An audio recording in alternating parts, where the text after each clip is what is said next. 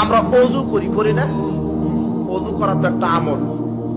আমাদের দেশে ওযুর পূর্বে হুজুর দোয়া বানিয়েছে, বিসমিল্লাহির রহমানির রহিম, আল ইসলামু হাক্কুন ওয়াল কুফরু বাতিলুন, আল ঈমানু নূরুন ওয়াল কুফরু যুলমাতুন। এটা ওযুর দোয়া। কে বানিয়েছে? এক শ্রেণীর হুজুরেরা। কথা বুঝতে পেরেছেন? আর রাসূল শেখাচ্ছেন, লা ওযু লিমান লাম ইয়াসকুর ইসমাল্লাহি আলাইহি, ওই ব্যক্তির ওযু হয় না যেই ব্যক্তি ওযুর শুরুতে বিসমিল্লাহ বলে না। তার মানে ওযুর শুরুর দোয়া কি?